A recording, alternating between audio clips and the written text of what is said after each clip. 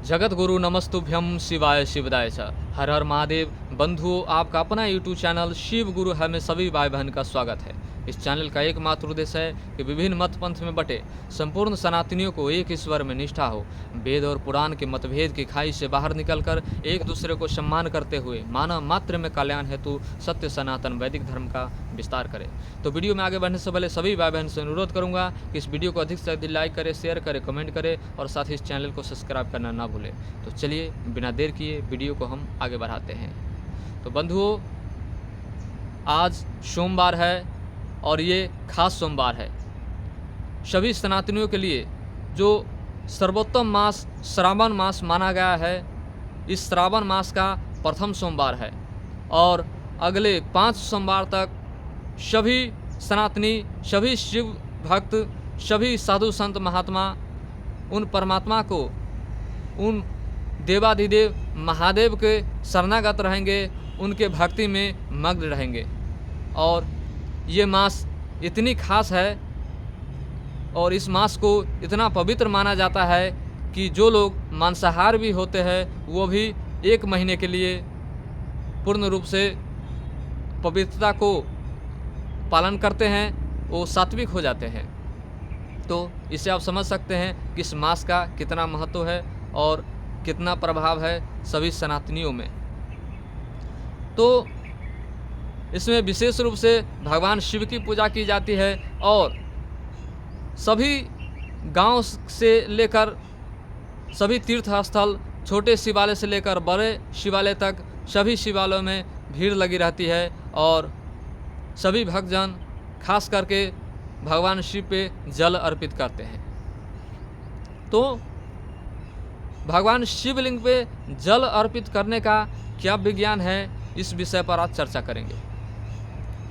तो भगवान शिव जो है वो ज्योति स्वरूप है, वो एक ऊर्जा स्वरूप है, एक अग्नि तत्व है। तो शिवलिंग जो है वो भगवान शिव के स्वरूप है, शिव के प्रतीक है। लिंग का अर्थ प्रतीक होता है, वो शिव के प्रतीक है, उसे शिव मान लिया गया है। तो जब हम शिवलिंग पे जल चढ़ाते हैं, उन परमात्मा को, उन शिव को अपने मन में ध्यान करके उस ज्योति स्वरूप, उन ज्योति पे या उस अग्नि तत्व पे हम जल चढ़ाते हैं। तो अग्नि क्या करते हैं, जैसे कि हम अग्नि में यदि जल डालें तो अग्नि तो ऊर्ध्वगामी होते हैं, ये ऊपर की ओर धकेलते हैं, जैसे कि जल को वाष्प बना के ऊपर की ओर ले जाते हैं। ठीक उसी तरह हम शिवलिंग पे जो जल चढ़ाते हैं तो वो भी ऊर्ध्वगामी होते हैं और उस जल तत्व को, उस परमात्मा को और धकेलते हैं, ट्रांसफ़र करते हैं। तो किनको करते हैं, हम शिव को ध्यान करते हैं, उन परमात्मा को ध्यान करते हैं, तो उन्हीं परमात्मा देवाधिदेव महादेव भगवान शिव के और उस जल को ट्रांसफ़र करते हैं। यही एक विज्ञान रहा है शिवलिंग पर जल चढ़ाने का, और उस प्रतीक के माध्यम से भगवान शिव पर जल अर्पित होते हैं, उनको प्राप्त होते हैं। तो हम लोग शिवलिंग पे जल चढ़ाते हैं। बहुत सारे जो आम आदमी द्वारा बनाया गया शिवलिंग है और बहुत सारे शिवलिंग जो है प्रगट स्वरूप है और उन्हें ज्योतिर्लिंग कहा गया है। वो ज्योति स्वरूप है। लिंग माने स्वरूप, ज्योति तो ज्योति होते ही है, यानी ज्योति का स्वरूप है। तो ज्योति स्वरूप वही है जो परमात्मा है, परब्रह्म है। परब्रह्म ज्योति स्वरूप है और वो ज्योतिर्लिंग है। जैसे कि प्रमुख 12 ज्योतिर्लिंग है और वो परमात्मा का ज्योति स्वरूप है, ज्योतिर्लिंग है। तो विशेष रूप से जल चढ़ाने की बात होती है, उन पे जल अर्पित किया जाता है। तो अब हम बात करें जो शिवलिंग है, उन शिवलिंग की एक और बड़ी मान्यता है, वो क्या है। तो जब हम पूजा पद्धति में पीछे चले जाएंगे तो हम आप देखेंगे कि शिवलिंग की पूजा बताई गई है, यानी कि वहाँ कोई स्वरूप की बात नहीं है, कोई स्वरूप की कल्पना नहीं होती है। शिव की स्वरूप के रूप में, हालांकि लिंग भी एक स्वरूप ही है, शिवलिंग जो है वो एक स्वरूप ही है, वो तो आकार है, वो दिखता है हमें, वो स्वरूप ही है। किंतु जब स्वरूप की बात हुई तो स्वरूप के रूप में कोई मूर्ति नहीं थी, केवल शिवलिंग की पूजा बताई गई। तो वहाँ के ऋषि मुनि ने, जो पुराने हमारे ऋषि मुनि जो थे, तत्वदर्शी जो ज्ञानी थे, वो उन्होंने इस पद्धति को शुरू किया और उन्होंने कहा कि जो लोग उन परमात्मा को सहज रूप से नहीं जुड़ पाएंगे, उन परमात्मा को जो ध्यान नहीं कर पाएंगे, वो लोग कैसे जुड़ेंगे।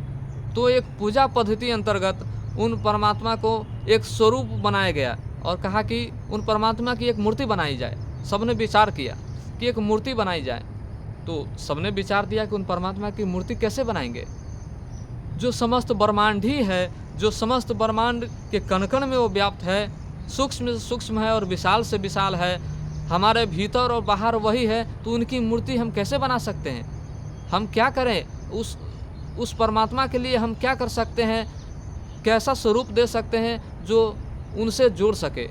तो वहाँ पर एक सिंबल बना दिया गया, जो चलो इसको मान लो कि ये परमात्मा है और इनके माध्यम से उन परमात्मा से जुड़ाव होंगे। जो लोग ध्यानी है, जो लोग ध्यान में आगे बढ़ चुके हैं, जो ध्यान के चरम सीमा पे है, उनको लिए शिवलिंग की भी कोई ज़रूरत नहीं है। वो ऑटोमेटिक निरंजन ज्योति स्वरूप में अपना ध्यान को लगा लेते हैं। किंतु जो लोग इस विषय से दूर है, वो कैसे जुड़ेंगे, तो उनके लिए शिवलिंग दिया गया, यानी कि ये परमात्मा की प्रतीक है। और उन्होंने सोचा कि उनकी मूर्ति हम कैसे बना सकते हैं, इसीलिए एक सिंबल मान ली जाए, एक प्रतीक मान ली जाए, मान ली जाए कि ये शिव है, यानी कि शिव का एक स्वरूप है। शिव नहीं कहा गया उसे, शिव का स्वरूप शिवलिंग कहा गया। और इसके माध्यम से आप शिव को प्राप्त कर सकते हैं, उनसे जुड़ सकते हैं। तो वहाँ पर शिवलिंग की कल्पना हुई। और इसमें एक और विज्ञान छुपा हुआ है कि जब हम आप ध्यान करते हैं शुरुआती दौर में, तो हमें क्या दिखाई देता है। स्वरूप हमारे, एक चित्र जो हमारे आगे आते हैं, वो बिल्कुल काला रहते हैं और काली काली दिखाई देती है, धुंधली धुंधली दिखाई देते हैं। शुरुआती दौर में कोई प्रकाश, कोई उस चेतना की अनुभव नहीं होते हैं। तो ये शुरुआती दौर है ध्यान की। तो वहाँ पर ये बताया गया कि आप जब ध्यान करने की शुरुआत जब करते हैं, तो आपका ध्यान यकीनन शुरू में नहीं लगेगा उन परमात्मा में। और जब हम आप शुरू में ध्यान करते हैं, तो हमारा मन बहुत इधर उधर भागता है। संसार की जो चित्र है, वो संसार के चित्र हमारे दिमाग में आने लगते हैं। अच्छे बुरे दोनों चित्र हमारे दिमाग में आने लगते हैं। ये दोनों ध्यान के लिए बाधक तत्व है। अच्छे हैं या बुरे हैं, दोनों जो चित्र है, उन चित्र से बाहर आना है। ये सांसारिक चित्र है, उस सांसारिक चित्र हमारे दिमाग में चलने लगता है। और ये अक्सर जब ध्यान करेंगे तो अक्सर ये आएंगे ही आपके दिमाग में। खास करके सारे अनर्गल जो काम हैं, वो सारे काम याद आएंगे, वो सारे चीज़ याद आएंगे, वो सारे चित्र आपके दिमाग में चलने लगेगा कि एक प्रकार से हमें कोई डिस्टर्ब कर रहा है। जब भी आप ध्यान करेंगे तो आपको लगेगा कि मुझे कोई डिस्टर्ब कर रहा है और मुझे ध्यान से बाहर हटाना चाहते हैं। और ऐसा होता भी है। आप ध्यान करने बैठेंगे तो आपका मन एकदम विचलित हो जाएगा। आप चुपचाप बैठे हैं आंखें खोल के, आप किसी भी विचार में मगन हैं, तो आप विचलित नहीं होंगे। किंतु आप परमात्मा को जब ध्यान करने के लिए बैठेंगे, तो आपके दिमाग में अनेकों चीज़ आएंगे और आपका मन बेचैन होगा और मन करेगा कभी आंख खोलूँ। आपको जल्दी आंख खोलने का मन करेगा और आप जल्दी बाहर भी आ जाते हैं। शुरुआती दौर में ज़्यादा देर तक ध्यान भी नहीं लगा पाते हैं। और इसमें डिस्टर्ब करने वाली बात यह है कि संसार के जो चित्र हैं, वो दिमाग में आते हैं। तो वहाँ के ऋषि मुनियों ने कहा कि आपका जो दिमाग में जो ध्यान करते हैं और सारी संसार की जो चित्र आते हैं, तो संसार की चित्र को हटाकर एक जो शिवलिंग है, उन शिवलिंग को अपने दिमाग में भरो। संसार के चित्र से बाहर आकर वो लिंग स्वरूप जो चित्र है, उस चित्र में अपने दिमाग को फोकस करो, आंखें बंद करो और उस शिवलिंग को ध्यान करो। और आपके भीतर जो भी मंत्र गुरु द्वारा दिया गया हो, या आप अपने मन से उन परमात्मा के किसी नाम का जप कर रहे हैं, तो आप उन एक स्वरूप की जो ध्यान कर सकते हैं, उन स्वरूप में अपने मन को केंद्रित कर सकते हैं। इसीलिए मन को केंद्रित करने के लिए, मन को जो संसार से भटकाकर, संसार के अनेकों चित्र से भटकाकर एक चित्र में मन को फोकस करने के लिए शिवलिंग का जो विज्ञान है, शिवलिंग का जो प्रतीक है, वो बताया गया। आपको ध्यान करने के लिए जो एक टेक्नोलॉजी का इस्तेमाल किया गया, वो शिवलिंग है। तो आप शिवलिंग को ध्यान करके शुरुआती दौर में और धीरे धीरे आप उस परमपिता परमात्मा से जुड़ जाएंगे और तब आपको शिवलिंग की भी ज़रूरत नहीं रहेगी। आप ऑटोमेटिक उन परमात्मा से जुड़ जाएंगे, ऑटोमेटिक उन परमात्मा को ध्यान कर पाएंगे। किंतु ये जो शुरुआती दौर है ये शिवलिंग है और यही एक विज्ञान है, उन परमात्मा की एक स्वरूप मान लिया गया। और शिवलिंग की जो बताई जाती है, ऊपर की भाग पुरुष तत्व है और नीचे की भाग प्रकृति तत्व है। ऊपर को शिव कहा गया और नीचे को शक्ति कहा गया। और पुरुष जो प्राकृतिक है, ये दो ही तो शक्ति है, इसी से तो पूरा संसार निर्मित हुई है। तो शिव और शक्ति की जो प्रतीक है और एक रूप से वो अर्धनारीश्वर है, वही शिव है वही शक्ति है, दोनों में भेद नहीं, वो एक ही है। तो वो अर्धनारीश्वर रूप ही शिवलिंग है।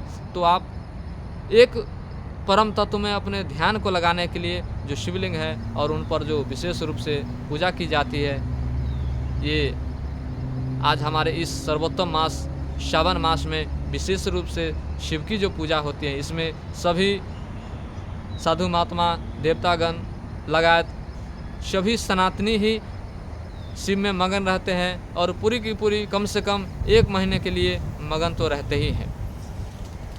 तो ये सर्वोत्तम मास जो श्रावण मास है, पवित्र मास जो श्रावण मास है, इस श्रावण मास में सभी भाई बहन पूर्णतः सात्विकता बरते, खान पान पे, रहन सहन पे, वाणी विचार पे, सभी पे नियंत्रण रखें। और आपके लिए प्रत्येक दिन जो है व्रत जैसा होनी चाहिए, उपासना जैसी होनी चाहिए और पूरी तरह सात्विक जीवन जिए इस मास में, और इसका विशेष लाभ है।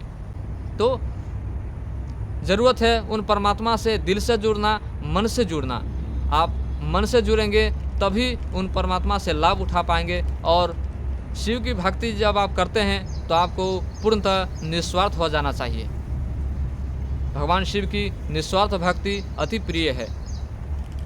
जो स्वार्थी होते हैं, जो कामना लेकर जाते हैं, उनको भी पूरा करते हैं महादेव, किंतु महादेव उनको नहीं मिलते हैं। यदि आपको महादेव चाहिए तो आप निस्वार्थ भाव से उन महादेव से जुड़िए, उन शिव से जुड़िए। और शिवलिंग पे जल भी चढ़ाते हैं तो निस्वार्थ भाव से जल तो चढ़ाना है, उन परमात्मा से ही तो जुड़ना है। और उनसे जुड़ जाएंगे तो कुछ मांगने की भी ज़रूरत नहीं पड़ेगी, आपको सब कुछ ऑटोमेटिक दे देंगे, क्योंकि वो अंतर्यामी है। और आप करोड़ों वर्ष बाद, करोड़ों जन्म बाद क्या करेंगे नहीं, क्या सोचेंगे, यह भी वो परमपिता परमात्मा जानते हैं। इसीलिए कहने की कोई औचित्य ही नहीं है। इसीलिए उन परमात्मा से जुड़िए, दिल से जुड़िए। और ये जो श्रावण मास को पूर्णतया जिए और सात्विक हिसाब से एकदम अपने मन को उस परमात्मा में लीन कर लीजिए और अपने मन में उस परमपिता परमात्मा को धारण कर लीजिए और एक संकल्पित जीवन जिए कि मैं अब से इसको इतना प्रभाव डालिए इस पर, आप अपने मन पर, इस श्रावण मास को, कि ये श्रावण मास ख़त्म होने के बाद भी आपके मन से वह शिव निकल ना पाए, वह मन आपको इतना प्रभावित हो जाए कि सदा के लिए आपके मन में वह शिव बस जाए। ऐसी विचार से इस श्रावण मास को जिए और अपना जीवन धन्य करें। तो चले, मैं अपनी वाणी तत्क्षण यहीं पे गुरु के चरण में रखता हूँ और पुनः पुनः सभी भाई बहन को प्रणाम करता हूँ।